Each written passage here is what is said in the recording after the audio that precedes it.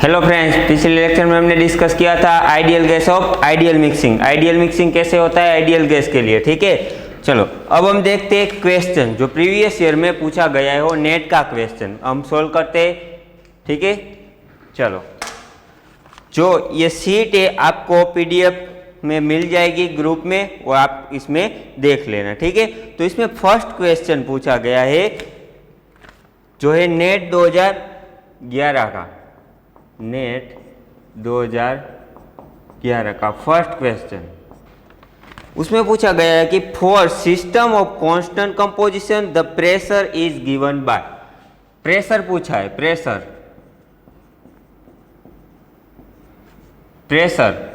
P is given by. तो हम क्या करेंगे, पहले थर्मोडायनेमिक स्क्वायर बनाएंगे,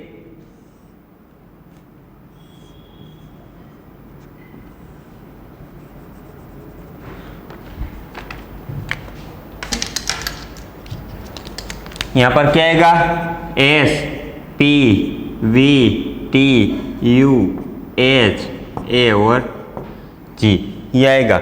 और देखो यहाँ पर क्या पूछा है, pressure, pressure is equal to क्या आएगा, ऐसा पूछ रखा है। तो प्रेशर P कहाँ पर है, यहाँ पर P के सामने कौन है, हमको क्या चाहिए,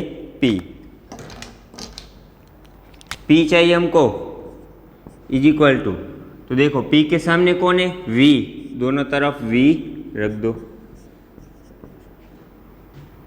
इतना हो गया। अब हम कांस्टेंट और यहाँ पर न्यूमरेटर में कौन आएगा वो डिसाइड करते हैं, V कहाँ पर है, इधर, यहाँ से तुम इधर भी जा सकते हो, यहाँ से तुम इधर भी जा सकते हो, इसका मतलब यहाँ पर आएगा डेल U, कांस्टेंट क्या आएगा S, और यहाँ पर क्या है V इस तरफ जाते हैं हम तो क्या आ जाएगा डेल A अपॉन यहाँ पर कांस्टेंट T।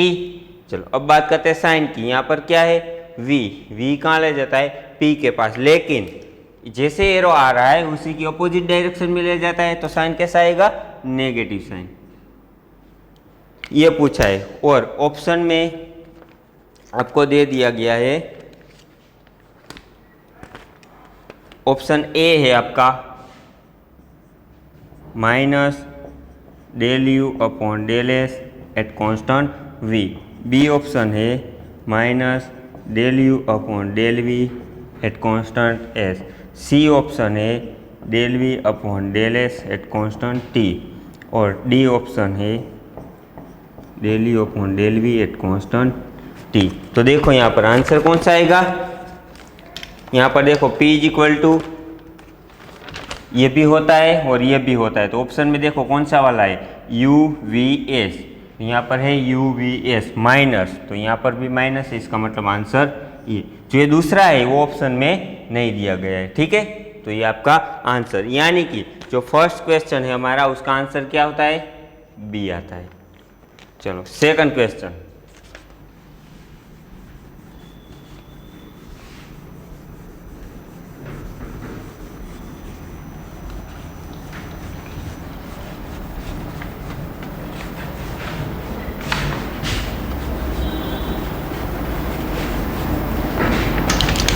सेकंड क्वेश्चन है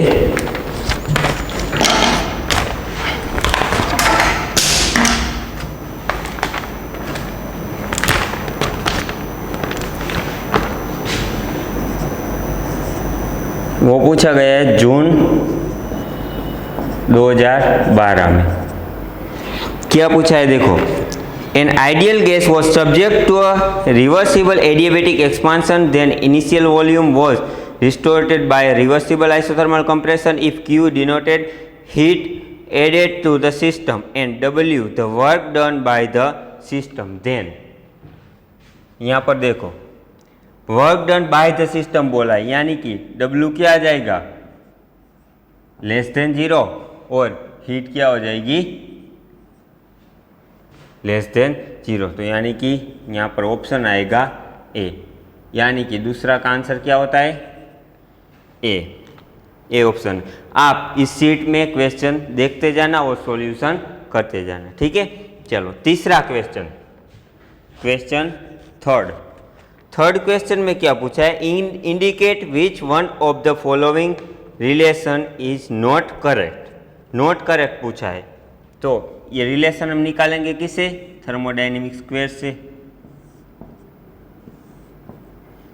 S P V T U H A और जी।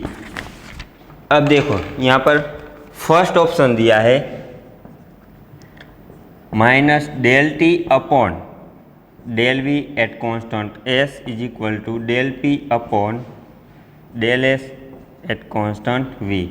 बी ऑप्शन है minus del T upon del P at constant S is equal to del V upon del S at constant P.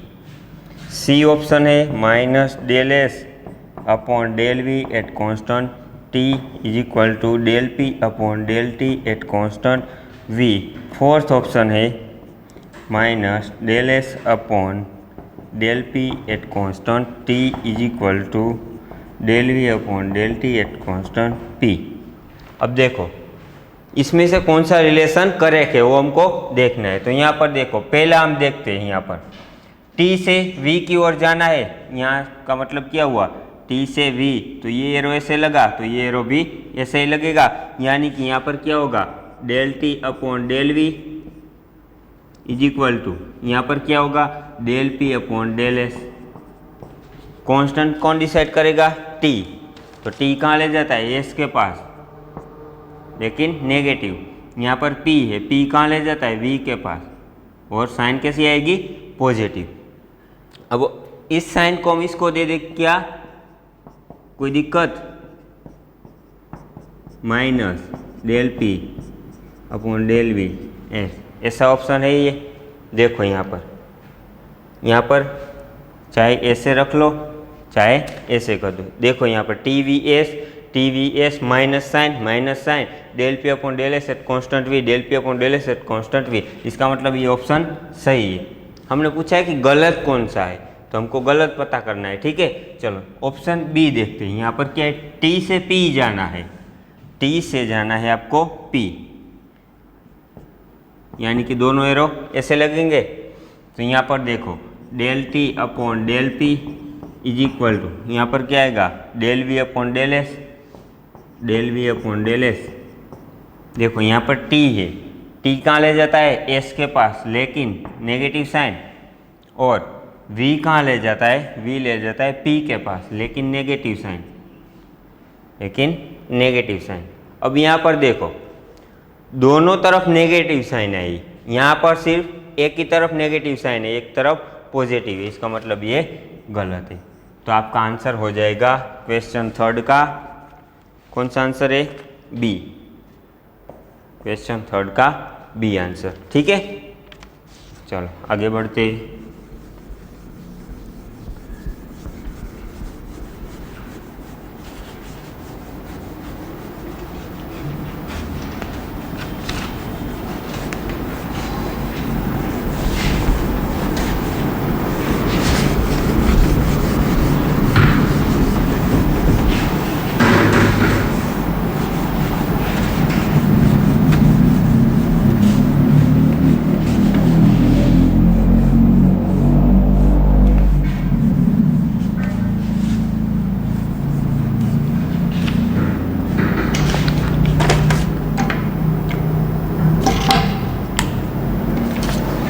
चलो अब देखो fourth तो हमने कर लिया था। फोर्थ का आंसर क्या आएगा? फोर्थ का आंसर आएगा बी। फिफ्थ ये भी हमने कर लिया था, किस में पढ़ा था? कार्नोट में। ठीक है, चलो सिक्स देखते हैं। तो इंटरनल प्रेशर ये दिया है del U del V constant T for an ideal gas related to compressibility factor Z दे दिया है आपको। क्या है? PV upon R T, PV upon R T by ये पूछा है। इसका आंसर क्या आएगा वो हमको बताना है। तो यहाँ पर देखो पहले ये क्या है? Del U upon del V at constant T, इसके लिए हमको निकालना है। तो पहले del U upon del V at constant T क्या होता है? ये क्या है? First thermodynamic equation of state, यानी कि क्या आएगा del P del T at constant V minus का पी, ये आएगा। चलो अब इसकी वैल्यू निकालनी है तो पहले हमको इसकी वैल्यू पता होनी चाहिए। तो यहाँ पर देखो पहले हम इसको फाइंड करते हैं del P upon del T at constant V. Function और ऑपरेटर को सेपरेट कर लो, यानी कि ये क्या है फंक्शन, ये है ऑपरेटर कांस्टेंट v। अब देखो p की वैल्यू चाहिए हमको, तो p की वैल्यू हम यहाँ से निकालते हैं p, तो R T Z R T हो जाएगा यहाँ पर Z R T upon v। ये जेड की p की वैल्यू हो गई, यहाँ पर रख दो p की value del upon del T, यहाँ पर Z R T upon v at constant v। अब देखो यहाँ पर कांस्टेंट कौन है r और v, यानी कि कांस्टेंट कौन निकल जाएगा r बाय v। बचेगा क्या डेल अपॉन डेल टी, यहाँ पर कौन बचेगा z into T at constant v। Sorry यहाँ पर v अब नहीं आएगा, ठीक है। चलो अब इसका डिफ्रेंशिएशन करना है, एक को ऐसे ही रखो दूसरों का डिफ्रेंशिएशन करो, फिर इसको ऐसे ही रखो इसका डिफ्रेंशिएशन करो, तो क्या मिलेगा यहाँ पर देखो r बाई वी है यहाँ पर। अब देखो हम पहले यहाँ पर z को ऐसे ही रखते t का डिफ्रेंशिएशन करते, यानी कि del T upon del T हुआ, प्लस t को ऐसे ही रखते z का डिफ्रेंशिएशन करते, यानी कि del z upon del T हुआ, ऐसा हो जाएगा, ठीक है। चलो अब r अपॉन v इसका 1 हो जाएगा, यानी कि बचेगा क्या z प्लस ये तो ऐसे ही रहेगा t del z upon del T, ऐसा आएगा। अब देखो ये किसकी वैल्यू आई है del p upon del T at constant v की। ये जो वैल्यू मिली हमको ओ इसको बोल दो इक्वेशन 2, इसको बोल दो इक्वेशन 1, इसको हम बोल देते इक्वेशन 1। तो इक्वेशन 2 को इक्वेशन 1 में रख दो, इक्वेशन 2 पुट इन इक्वेशन 1। तो यहाँ पर क्या होगा देखो del u upon del V at constant t is equal to, यहाँ पर t था, फिर इसकी वैल्यू क्या आई यहाँ पर रख दो r बाई वी थी और z plus t del z upon del t और एक काउंस ब्रैकेट और फिर क्या है माइनस p, यहाँ पर माइनस p। अब देखो इस t भी इसके साथ मल्टीप्लाई होगा और r बाई वी भी इसके साथ मल्टीप्लाई होगा, तो हम दोनों को साथ में मल्टीप्लाई कर देते, तो यहाँ पर क्या आएगा आर टी जेड अपॉन यहाँ पर क्या आएगा v, are T Z upon v, ये दोनों को मल्टीप्लाई कर दिया z के साथ, प्लस ये दोनों का मल्टीप्लाई फिर किसे होगा t के साथ, यानी कि क्या हो जाएगा आर टी स्क्वेयर, यहाँ पर r ये दोनों T square by V, R T square by V. फिर यहाँ पर क्या था del Z upon del T ये था, फिर यहाँ पर ये माइनस पी। अब देखो इसकी value R T Z by V की वैल्यू क्या थी R T Z by V की वैल्यू पी, तो यहाँ पर पी रख दो P plus R T square by V del Z upon del T minus P, तो ये p ये माइनस p कटेगा, तो आंसर क्या आएगा R T square by V del Z upon del T. ये आंसर आएगा किसका del U upon del V at constant t का, ये हमारा आंसर। और ऑप्शन में देखिए कौन सा आंसर है ऐसा del U upon del V at constant T R T square upon V del Z upon del T, तो आंसर है हमारा सी होगा। कौन सा क्वेश्चन था 6 का आंसर सी। ठीक है, तो आप इस तरीके से सोल्व कर सकते हैं। चलो आगे बढ़ते हैं।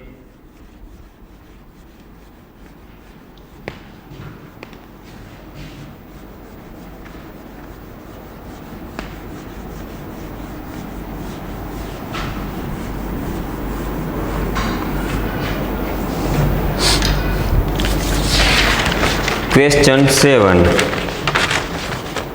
क्वेश्चन 7 किसका है? फ्यूगेसिटी का। हमने कर लिया था। क्वेश्चन 7 का आंसर क्या आया था? सी। 7 का आंसर था सी। फिर देखो 8 में बोला गया है which of the following sentence is true for a cyclic process. और ए आपको दे दिया है D Q is equal to 0। B आपको दे दिया है 0। और सी बोला जाता है हीट कैन बी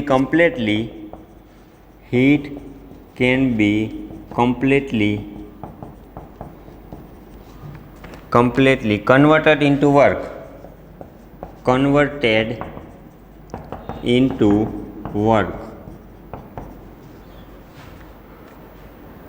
और डी ऑप्शन है work can be completely converted into heat।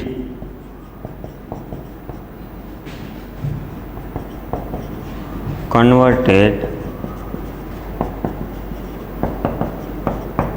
into heat। अब देखो यहाँ पर कौन सा करेक्ट ऑप्शन है वो हमको बोला गया है।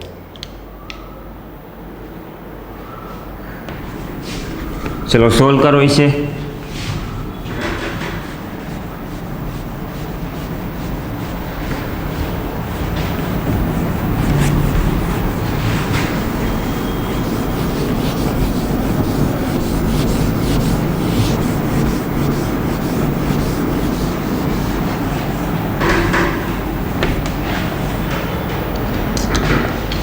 देखो यहाँ पर साइक्लिक इंटीग्रल कौन सा 0 होता है? जो स्टेट फंक्शन होता है उसका साइक्लिक इंटीग्रल 0 होता है। तो यहाँ पर ये तो हीट है तो ये पाथ फंक्शन होता है, इसका मतलब इसका साइक्लिक इंटीग्रल 0 नहीं होता। ये ऑप्शन गलत है।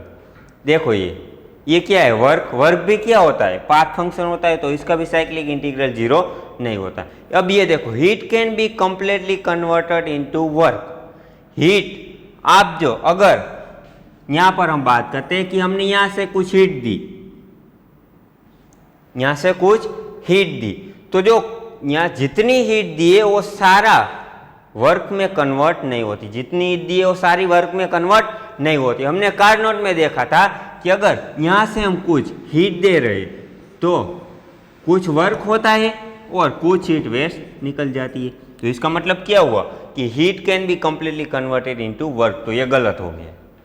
ठीक है, फिर यहां पर देखो work can be completely converted into heat. Work सारा वर्क कन्वर्ट हो सकता है किसमें? हीट में। ये सही है, लेकिन इसमें क्या बोला था? Heat can be completely converted into work. ये नहीं होता। क्यों? क्योंकि हीट देते हो कुछ वर्क होता है, कुछ हीट वेस्ट निकल जाती है। ठीक है, तो इसका आंसर है डी। कौन सा क्वेश्चन? 8 का आंसर डी। ठीक है, चलो आगे बढ़ते हैं।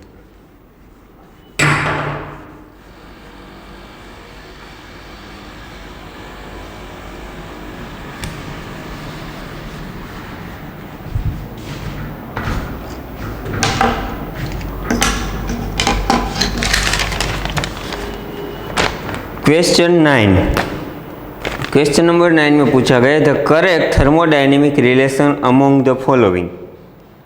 और आपको ऑप्शन दिया है, ए वाला है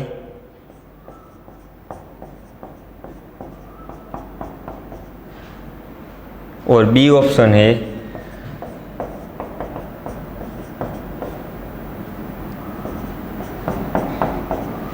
और सी ऑप्शन है।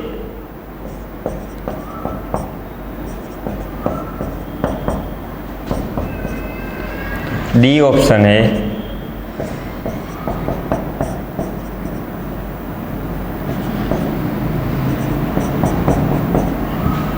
क्वेश्चन कौन सा 9, क्वेश्चन 9। अब देखो ये करेक्ट कौन सा ऑप्शन करेक्ट है वो हमको बताना है। तो थर्मोडायनेमिक स्क्वायर बनाइए पहले। S P V T U H A और जी, ये थर्मोडायनेमिक स्क्वायर। अब देखो यहाँ पर तीनों जगह क्या दिया है, पी, चारों जगह पी है। इसका मतलब यहाँ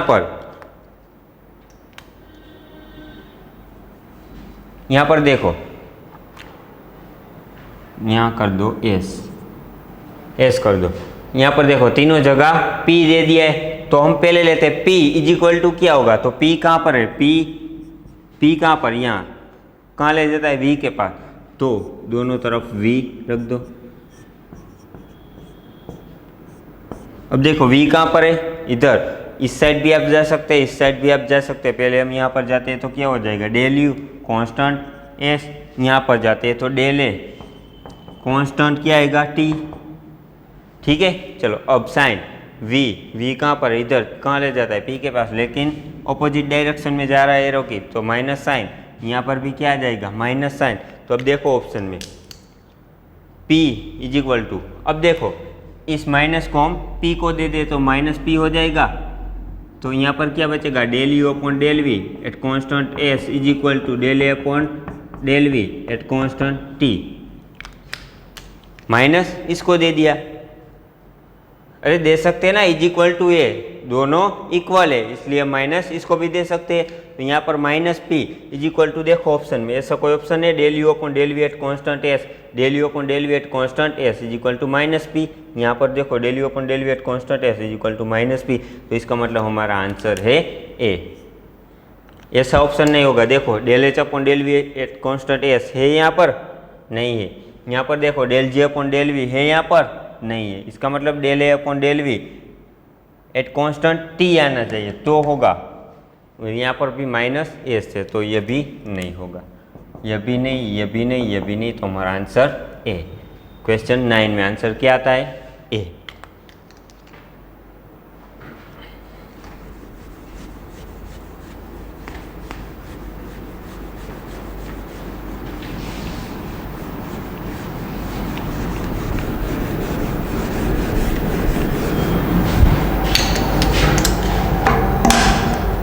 चलो क्वेश्चन 10। क्वेश्चन 10 हमने कर लिया है किस, हीट कैपेसिटी में। ठीक, क्वेश्चन 10 में क्या था formula, Cp minus CV is equal to NR। इससे हम कर सकते हैं क्वेश्चन 10। क्वेश्चन 10 का आंसर क्या था, आंसर था बी। ठीक है, ये अपने आप की बुक में लिखा हुआ है, देख लेना। Question 11, Maxwell relation derive from equation. Equation दे दिया है VdP माइनस SdT और आपको इससे रिलेशन निकालना है। तो यहाँ पर देखिए ऑप्शन में दिया हुआ है A V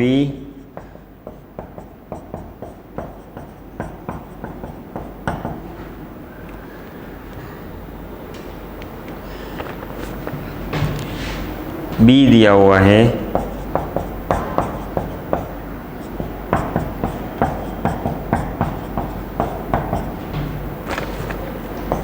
C ऑप्शन है,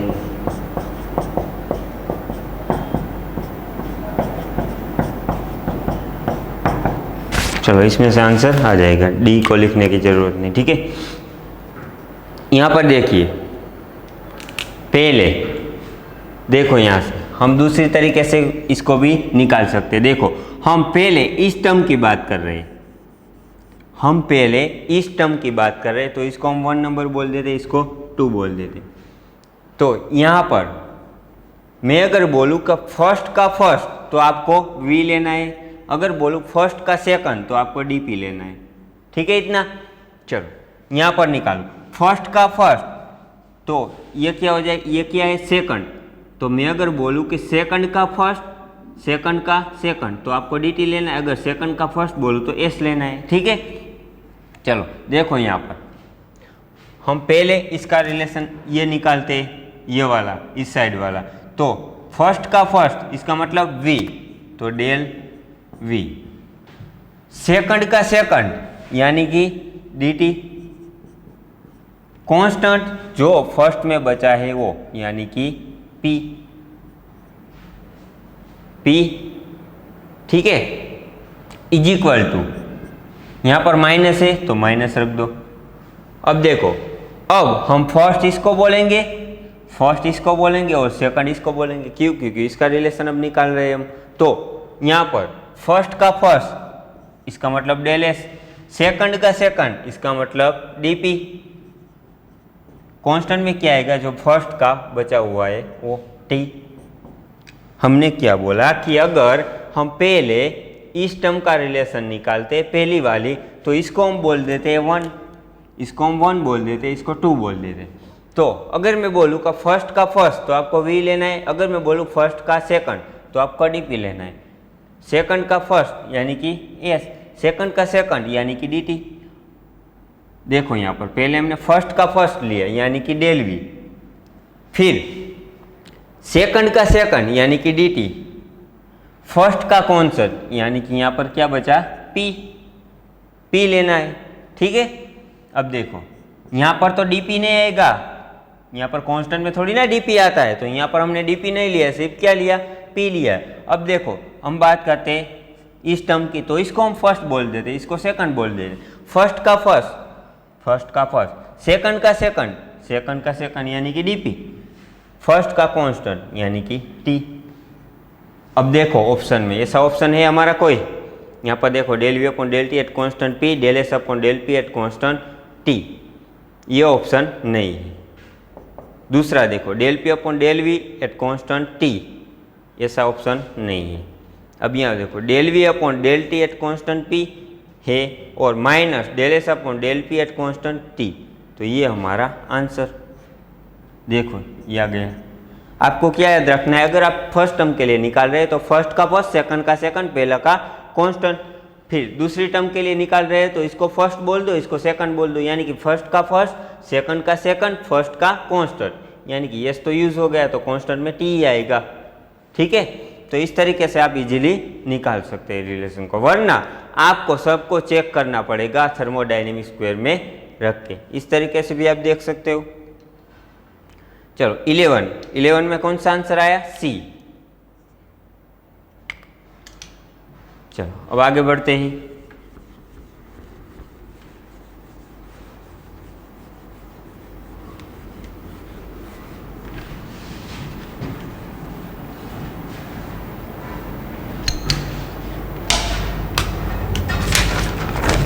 क्वेश्चन 12 में देखो क्या होता है। Work W involve in isothermal reversible expansion from, expansion हो रहा है, कैसा एक्सपांसन, कहां से कहां, VI to V initial to V final दे दिया है, of an N mole, of an ideal gas,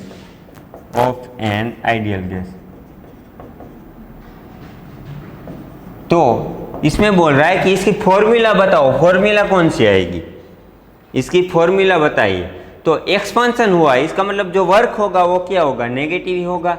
इसका मतलब यहाँ पर हमारी फॉर्मूला आएगी, एन दिया हुआ है, यहाँ पर एन दे दिया है, हाँ, तो यहाँ पर फॉर्मूला आएगी NRT ln T फाइनल, यहाँ पर V है तो V final upon V initial, ये हो जाएगी फॉर्मूला। एक्सपांसन आया तो वर्क क्या आ जाएगा, नेगेटिव, और N मोल दिया है, इसका मतलब N लेना पड़ेगा, NRT ln VF upon VA, ठीक है। चलो तो क्वेश्चन 12 का आंसर क्या हुआ, A। क्वेश्चन 13, उसमें पूछा है for a process is a close system temperature is equal to, 13 में पूछा है कि टेम्परेचर इज इक्वल टू क्या होता है, इज इक्वल टू तो यहाँ पर ऑप्शन में दिया है, ए ऑप्शन है del H upon del P at constant S, B option है del A upon del V at constant T, C option है del G upon del P at constant T, और D option है del H upon del S at constant P. ये option है। चलो बनाओ पहले thermodynamic square.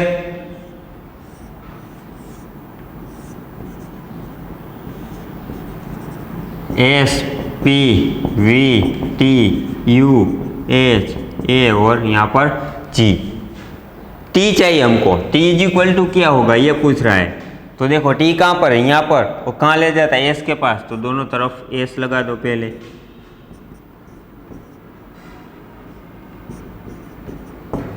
लगा दिया। अब एस से तुम इस साइड भी आ सकते हो, इस साइड भी जा सकते हो, तो पहले हम यहाँ पर जाते हैं तो क्या होगा, डेल एच कांस्टेंट में क्या आएगा पी, यहाँ पर इस साइड जाओ तो डेल यू कांस्टेंट में क्या आएगा वी। अब देखो साइन कौन डिसाइड करेगा, ये वाला एस कहाँ ले जाता है टी के पास, तो पॉजिटिव, यहाँ पर भी आएगा पॉजिटिव। तो ऑप्शन में देखिए ऐसा ऑप्शन है कोई, टी तो del H upon del S at constant P है, यहाँ पर डेल एच, यहाँ पर है देखो del H upon del S at constant P. ये आ गया तो ये नहीं आएगा, देखो del U upon del S यहाँ पर है, कहाँ पर नहीं, सिर्फ या तो ये ऑप्शन में देगा या तो ये ऑप्शन में देगा। ठीक है, तो आंसर हमारा डी। तो जो 13 क्वेश्चन है उसका आंसर डी। ठीक है,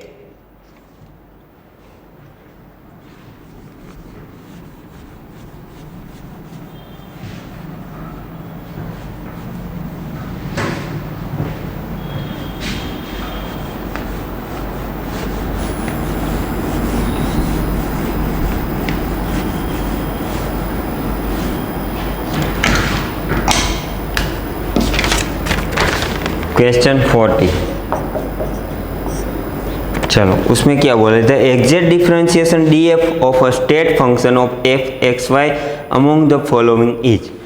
इसमें से कौन सा सही है वो बोल रहा है। एक्स डी वाई दिया है फर्स्ट ऑप्शन, बी ऑप्शन दिया है आपको D X minus X upon Y D Y, C option दे दिया है Y D X minus X D Y, और डी ऑप्शन दिया है 1 upon Y D X minus X upon Y square D Y. ये ऑप्शन आपको दे दिया है और पूछ रहा है कि इसमें से एग्जैक्ट डिफरेंशिएशन कौन रखता है।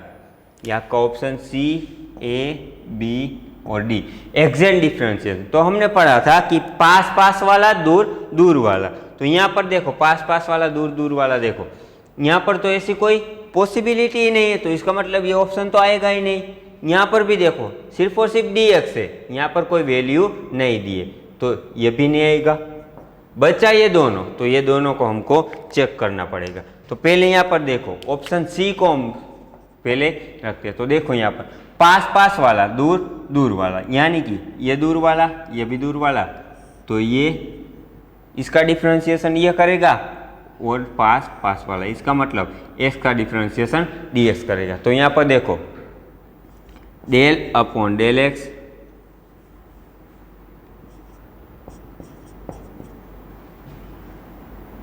पहले y है, यहाँ पर y लिख दो, डेल अपॉन डेल y पहले y का इज इक्वल टू, इस दोनों का आंसर अगर सेम आया तो ये एग्जैक्ट डिफरेंशिएशन रखता है, अगर डिफरेंट आया तो नहीं रखता। तो यहाँ पर देखो ये x है, डेल अपॉन डेल x, इसका यहाँ पर आएगा x। हमने क्या किया कि जो पास वाला पास वाले के साथ होता है और दूर वाला दूर वाले के साथ, तो दूर वाला y और इसका डिफरेंशिएशन किसके रिस्पेक्ट में, डी वाई के रिस्पेक्ट में। यहाँ पर देखो x, इसका डिफरेंशिएशन किसके रिस्पेक्ट में करना है, डी एक्स के। इसका मतलब यहाँ पर माइनस था तो यहाँ पर हमने माइनस रख दिया। अब देखो इसका डिफरेंशिएशन क्या होगा, इसका होगा 1, लेकिन इसका क्या होगा, इसका होगा -1, तो इसका मतलब ये एग्जैक्ट डिफरेंशिएशन नहीं रखता। अब चेक करते हैं डी को, ऑप्शन डी देखिए, डी यहाँ पर क्या है, तो इसका डिफरेंशिएशन दूर दूर वाले के साथ और पास पास वाले के साथ। डी देखो, दूर दूर वाले के साथ, इसका मतलब ये डेल अपॉन डेल वाई क्या है, 1/y इज इक्वल टू, यहाँ पर क्या है, x/y²।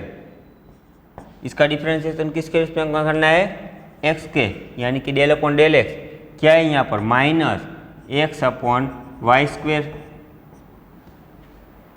ये है, अगर ये दोनों का आंसर इज इक्वल टू यानी कि सेम आया, इक्वल आया, तो ये एग्जैक्ट डिफरेंशिएशन रखता है। तो अब यहाँ पर देखो, यहाँ पर 1/y का डिफरेंशिएशन क्या होता है y के रिस्पेक्ट में, माइनस का 1/y² होता है। अब देखो यहाँ पर किसके रिस्पेक्ट में करना है हमको, x के, तो यानी कि जो y है वो y बाहर चला आएगा, यानी कि यहाँ पर क्या आएगा, -1/y²। क्यों, क्योंकि यहाँ पर हम x के रिस्पेक्ट में कर रहे हैं तो y कांस्टेंट होगा, यानी कि बाहर निकल आएगा। तो यहाँ पर कौन बचेगा, del upon del X into X. अब देखो यहाँ पर क्या था, -1/y² इज इक्वल टू, यहाँ पर क्या है, -1/y²। ये क्या हो जाएगा, x का डिफरेंशिएशन 1 हो जाएगा, यानी कि इस दोनों आंसर इक्वल आ गए। देखो इस दोनों आंसर इक्वल, तो इसका मतलब ये एग्जैक्ट डिफरेंशिएशन रखता है। इसका मतलब इसका आंसर क्या आता है, डी। इस तरीके से आप चेक कर सकते हो। आपको क्या याद रखना है, पास पास वाला, दूर दूर वाले के साथ। चलो 15,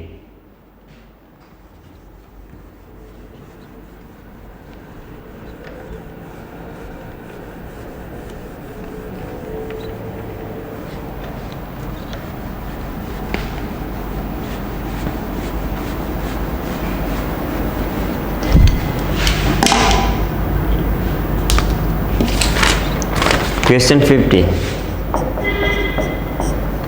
क्या पूछा है, देखो, at high pressure the fugacity coefficient of real gas is greater than 1 because high pressure बोला है और फ्यूगिसिटी की बात हो रही है। हाई प्रेशर, पहले तो आपको ये पता होना चाहिए कि हाई प्रेशर में फोर्स ऑफ रिपल्जन ज्यादा होता है या फोर्स ऑफ अट्रैक्शन ज्यादा होता है। अगर हाई प्रेशर है तो फोर्स ऑफ रिपल्जन ज्यादा होता है, किसे, फोर्स ऑफ अट्रैक्शन से। देखो ऐसा ऑप्शन है, फर्स्ट ऑप्शन है इसमें, attractive term overweight the repulsive term. नहीं, ये नहीं आएगा, repulsive term overweight the attractive term, यानी कि रिपल्जन ज्यादा है किससे, अट्रैक्शन से। तो हमारा आंसर इसमें बी। देखो चलो आगे 60, thermodynamic equation state relate the chemical potential to the composition of a mixture is known as, इसका आंसर आएगा B. Question 16 theory based question है, क्वेश्चन 16 इसका आंसर क्या है, बी। Gibbs डुहेम equation.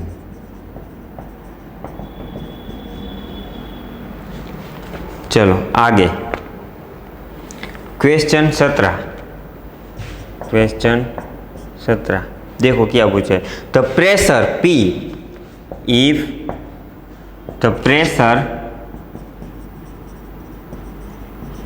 P किसका, सिस्टम का, सिस्टम इज ग्रेटर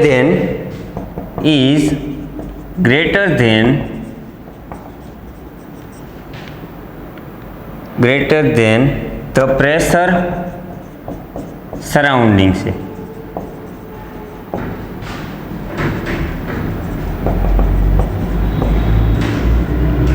देन क्या होगा ये बताना है आपको।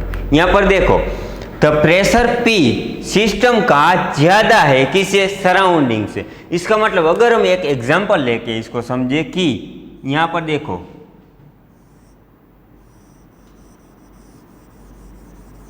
ये क्या है, सराउंडिंग, ये क्या है हमारा सिस्टम, ये हमारा सिस्टम, और उसने बोला है कि जो सिस्टम है उसका प्रेशर ज़्यादा है, तो इसका मतलब ये पी इंटरनल बोल दो इसको, जो अंदर का प्रेशर होता है इसको हम बोल देते हैं पी इंटरनल और इसको हम बोल देते हैं पी एक्सटर्नल।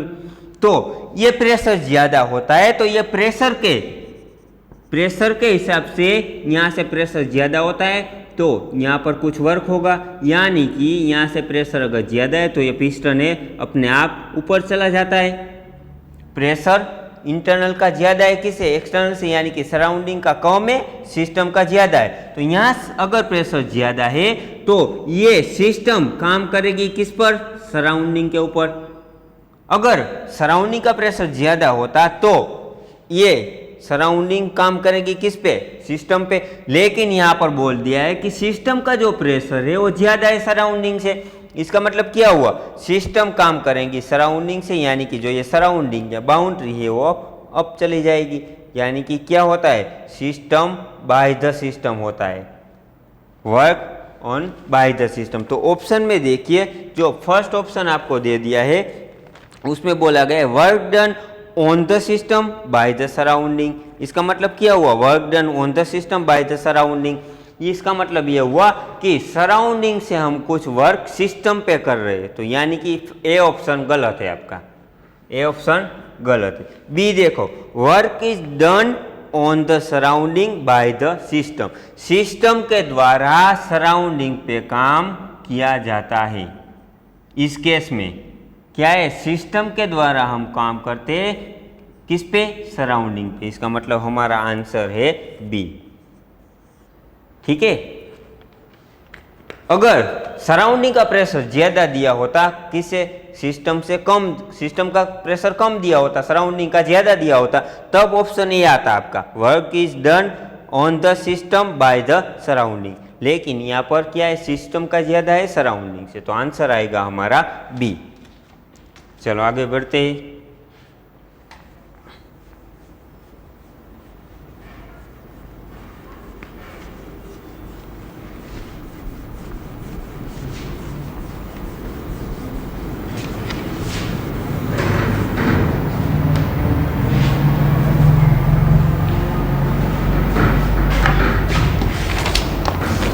क्वेश्चन 18 ये मैंने करवा दिया था आपको।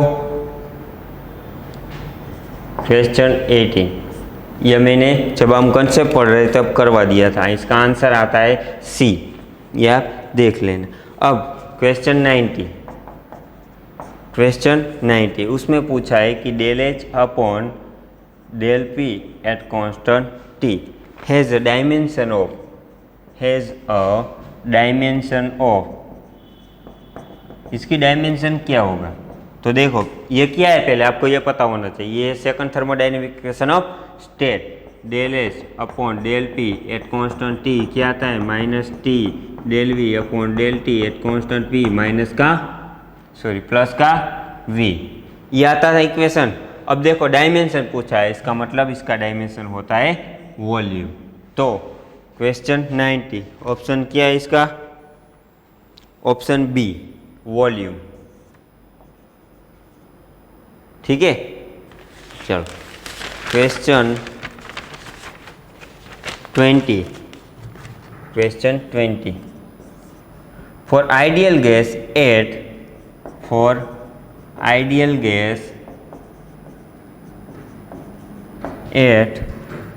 300 केल्विन, और ऑप्शन में दे दिया है आपको del U upon del V at constant T is equal to 0।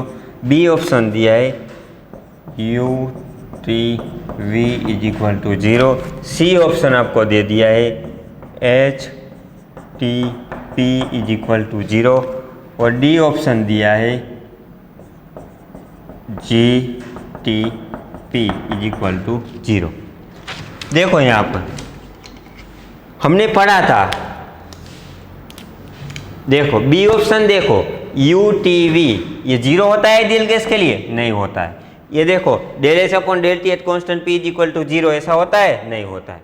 Del G upon del T at constant P is equal to 0, ऐसा होता है, नहीं होता है। क्या होता है, ये हमारा आंसर होता है। ये क्या है? First thermodynamic equation of state. Ideal gas के लिए क्या आती है इसकी वैल्यू? 0। हमने ये भी लिखा था यहाँ पर कि जो ये सब वैल्यू है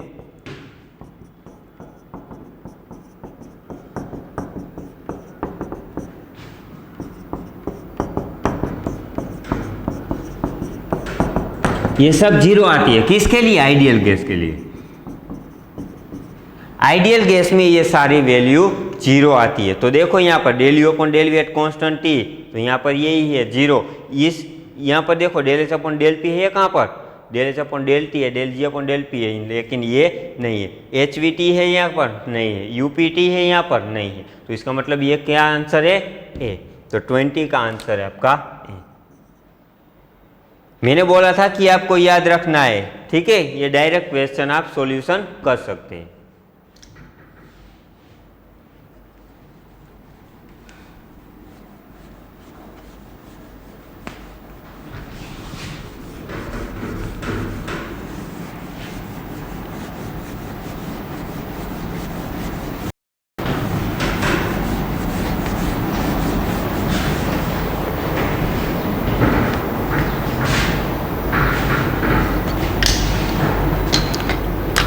चलो क्वेश्चन 21 है। 21 भी हमने कर लिया था। 21 उसका आंसर आता है डी। ये सब आप देख लेना, जो मैं पीडीएफ ग्रुप में रख दी है वो आपको देखना है, ठीक है? उसमें सारे क्वेश्चन आपको मिल जाएंगे। और क्वेश्चन 20 जो कार्ड नोट वाला है उसका आंसर भी बी है। ये भी मैंने करवा दिया है। क्वेश्चन 23 तो इक्वेशन ऑफ, ये भी मैंने करवा दिया है। इसका आंसर होगा बी। 24 द पार्शियल डेरिवेटिव, ये पूछा है द पार्शियल डेरिवेटिव किसका? Del T upon del V at constant P is equal to क्या आएगा? तो हमको बताना है इज इक्वल टू क्या आएगा। पहले थर्मोडायनेमिक स्क्वायर बनाइए।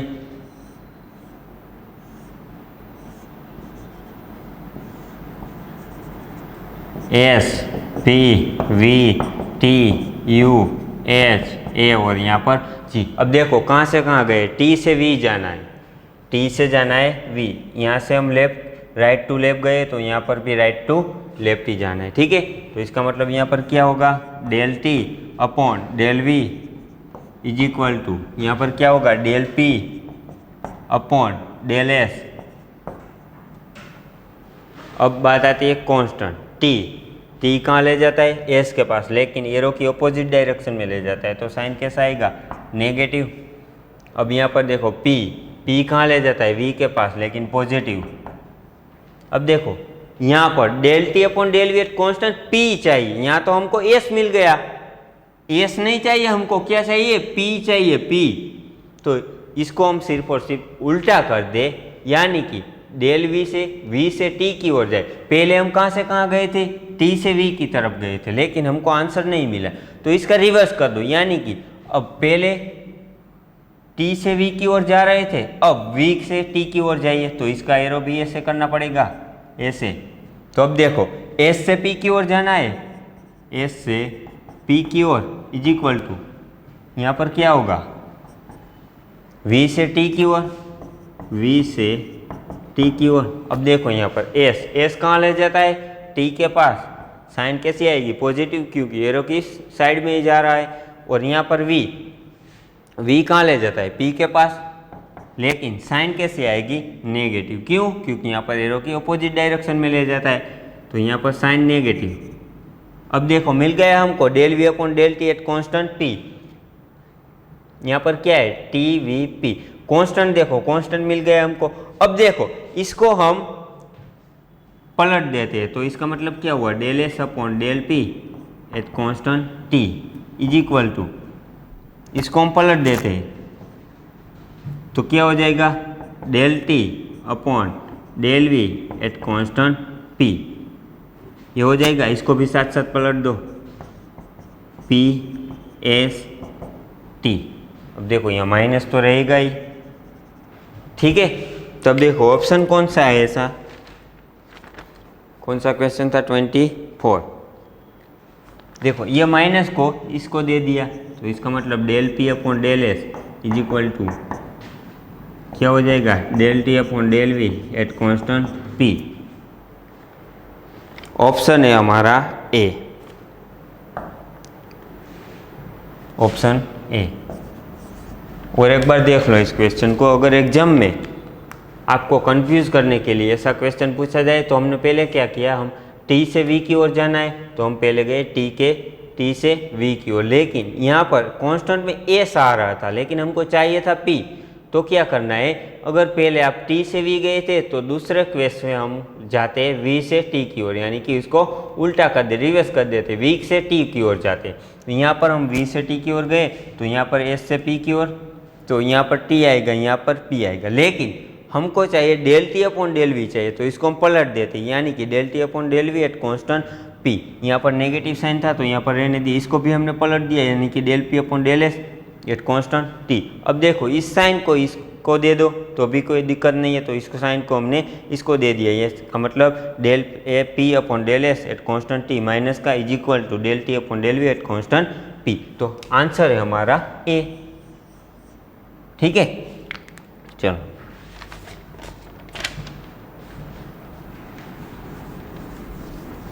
क्वेश्चन 25।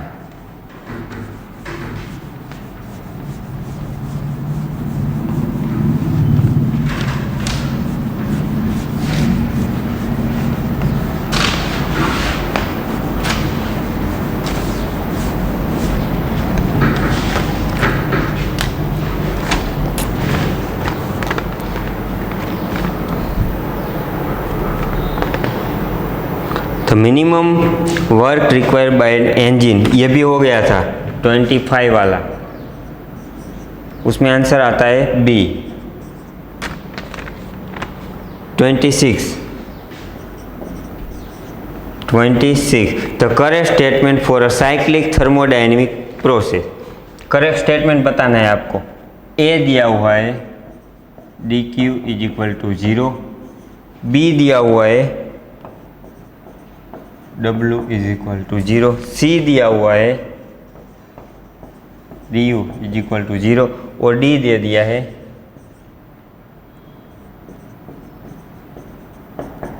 0, ये दे दिया। अब यहाँ पर देखो,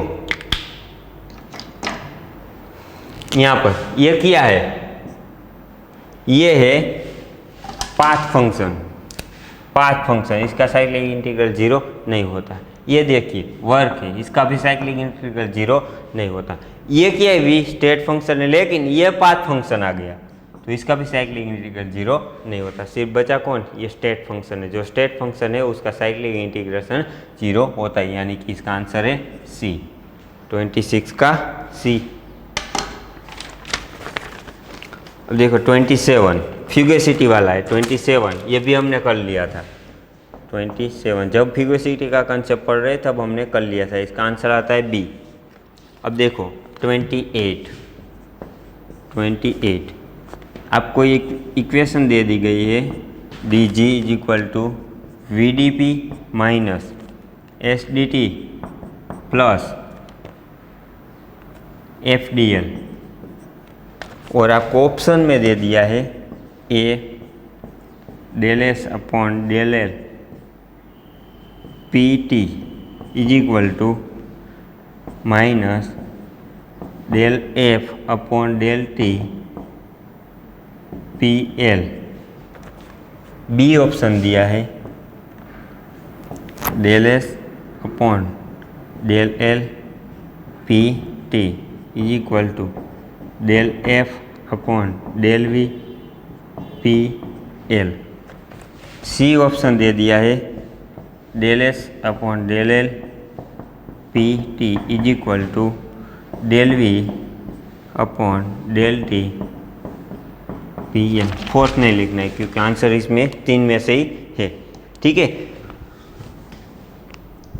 चलो अब देखो यहाँ पर सब में देखो P सब में कांस्टेंट है। देखो P, यहाँ पर भी P कांस्टेंट है, यहाँ पर भी P कांस्टेंट है, यहाँ पर भी P कांस्टेंट है, यहाँ पर भी P कांस्टेंट, यहाँ पर भी P कांस्टेंट, यानी कि इसमें P कांस्टेंट ले लेना है हमको। पहले चेक करना पड़ेगा कि कौन सा आंसर आएगा। तो यहाँ पर हम लेते हैं P कांस्टेंट ले लेते हैं। तो dP क्या हो जाएगा, 0 हो जाएगा, यानी कि इस टर्म क्या हो जाएगी, 0 हो जाएगी। तो बचेगा क्या, dG इज इक्वल टू, ये 0 हो जाएगी तो minus S D T plus F D L.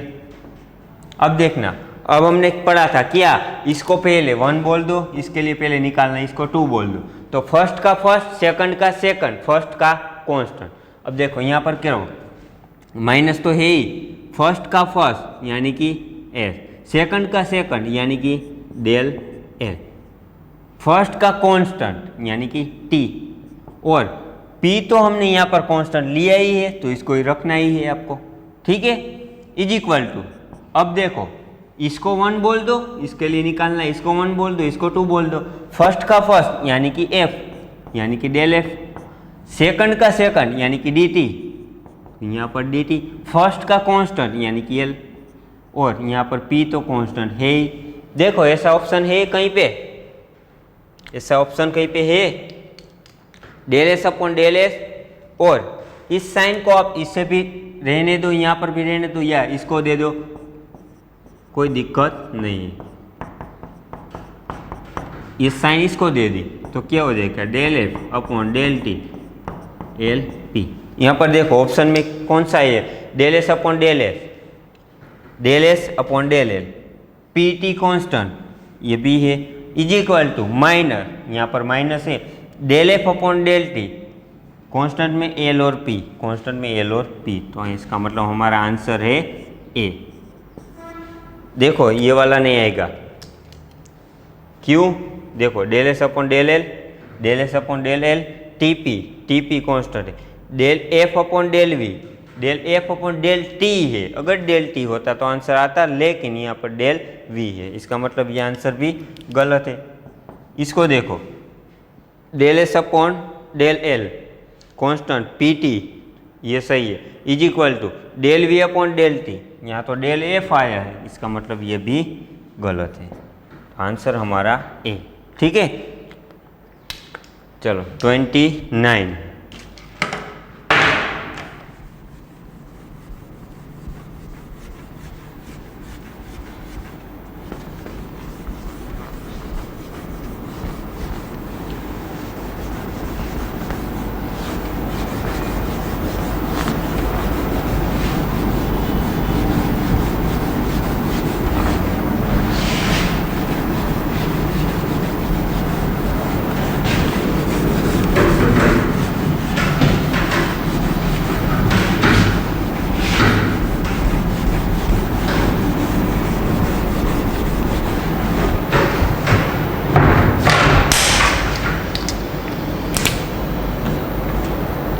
Question 29 में पूछा है the change in entropy for reversible adiabatic process. The change in entropy पूछिए तो एंट्रोपी का फॉर्मूला कौन सा होता है, ds is equal to D Q by T, ये एंट्रोपी होती है। और पूछा है रिवर्सिबल एडियाबेटिक प्रोसेस के लिए, रिवर्सिबल एडियाबेटिक प्रोसेस, तो इसका मतलब एडियाबेटिक आया तो इसका मतलब क्या हुआ, डी क्यू 0, तो यहाँ पर 0 रख दो, 0 बाई टी, तो जो एंट्रोपी है वो क्या हो जाएगी, 0 हो जाएगी, यानी कि इसका आंसर है सी, 29 आंसर सी। क्वेश्चन 30, इसमें पूछा है कि इनमें से कौन सा रिलेशन ट्रू है, और ऑप्शन ए दिया है, इक्वेशन है यही सही है, T D S minus P D V, ये ऑप्शन दिया है तो यही सही है, ऑप्शन ए, और सब गलत दिया है, ठीक है। क्वेश्चन 31 ये मैंने करवा लिया, इसका आंसर आता है ए। क्वेश्चन 32, क्वेश्चन 32, चलो इसको जरा ध्यान से देखना। क्वेश्चन 32,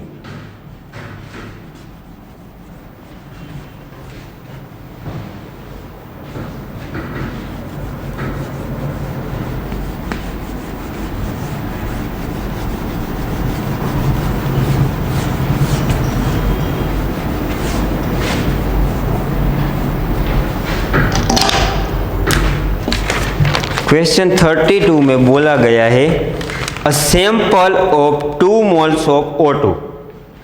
यहाँ पर 2 मोल्स ऑफ O2, इसका मतलब क्या हुआ, n क्या दे दिया है, 2 मोल्स ऑफ O2, n दे दिया 2 moles of O2।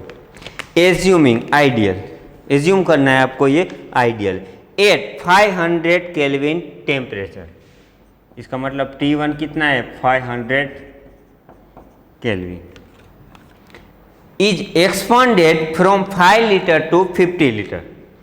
5 litre to 50 litre expand हो रहा है। इसका मतलब V1 क्या हुआ, 5 लीटर, V2 क्या हुआ, 15 लीटर, ये हुआ। Under adiabatic and reversible condition the change in it internal energy. Internal energy आपको फाइंड करनी है, तो इंटरनल एनर्जी क्या होती है, NCV/dt, NCV/dt, यानी कि NCV/T2 माइनस T1, ये होती है। लेकिन यहाँ पर देखो T1 तो हमारे पास है लेकिन T2 हमारे पास नहीं है, ठीक है। तो अब क्या करना पड़ेगा, हमारे पास पॉइजन इक्वेशन था, क्या था, पॉइजन इक्वेशन,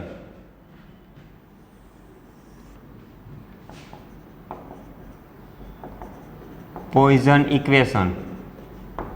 लेकिन किस रिलेशन वाला पॉइजन इक्वेशन चाहिए हमको, T और V का रिलेशन है, तो TV का रिलेशन वाला पॉइजन इक्वेशन क्या था, T1 V1 gamma minus 1 is equal to T2 V2 gamma minus 1, ये था। चलो हमको क्या चाहिए, T2, तो हम V2 गामा माइनस 1 को इस तरफ आने देते तो क्या हो जाएगा, T1 यहाँ पर V1 upon V2 gamma minus 1 is equal to T2। तो T1 कितना दिया है, T1 दे दिया है 500 केल्विन, 500, V1 कितना है 5 लीटर, V2 कितना है 50 लीटर। गामा की वैल्यू, अब देखो गामा की वैल्यू कैसे फाइंड करेंगे हम, यहाँ पर O2, यहाँ पर O2 दिया हुआ है, O2 ये क्या है, डायटोमिक गैस है, डायटोमिक गैस, तो इसका गामा क्या होता है 1.4, ये हमने पढ़ा था, ठीक है। इसका गामा होता है 1.4। अब देखो कितना होता है 1.4, यहाँ पर -1 इज इक्वल टू T2, ये हो जाएगा। तो इसका आंसर आएगा 500 into 0.398 is equal to T2, और T2 का आंसर आएगा 199.05 केल्विन, T2 इतना आएगा। अब देखो T2 की वैल्यू कहाँ रखनी है हमको, यहाँ पर, T2 की वैल्यू यहाँ पर रख दो, तो चेंज इन इंटरनल एनर्जी मिल जाएगी। n कितना दिया है, n है 2 इंटू CV, और CV का डेटा इसमें दे रखा है, CV आपको दे दिया है, CV is equal to 5/2R है, ये आपको डेटा में दे दिया है। CV है 5/2R, इसका मतलब यहाँ पर CV 5/2, R की वैल्यू भी हम यहाँ पर रख देते हैं, कितनी 8.314। अब देखो 8.314, T2 कितना है, कितना है 199.05 माइनस T1 कितना था 500। अब देखो यहाँ से 2 से 2 कैंसिल होगा, तो इसका आप सॉल्यूशन करोगे तो आपका आएगा 89.4 जूल आएगा। लेकिन जो आपका आंसर आना चाहिए वो किलो जूल में आना चाहिए, ये सिर्फ किस में आया, जूल में। तो इस पॉइंट को इस तरफ आने दो 1, 2 और 3, तो इसका मतलब इसका आंसर कितना आएगा 12.489 किलोजूल। किलोजूल में कन्वर्ट हो जाएगा ये है आपका आंसर। कौन सा ऑप्शन है? ऑप्शन है आपका बी, यानी कि 32 में आंसर आता है बी। ये है आपका सॉल्यूशन। इस तरीके से आप सॉल्यूशन कर सकते हैं, ठीक है। और क्वेश्चन नंबर 33 जो हमने कल ही किया था उसका आंसर आता है 33 का आंसर है ए, ठीक है। ये सारे क्वेश्चन नेट का है, नेट का क्वेश्चन मैंने करवा दिया, और जो गेट का क्वेश्चन है प्रीवियस ईयर में आ रखा है, मैं आपको पीडीएफ की फॉर्म में ग्रुप में रख दूंगा। और जितना अगर आपको कोई डिफ़िकल्टी उसमें आती है तो व्हाट्सएप में आप पिक लेके सेंड कर सकते हो और मैं आपको सॉल्यूशन भेज दूंगा, ठीक है। कोई दिक्कत आए तो आप बता सकते हो। Thank you for cooperation.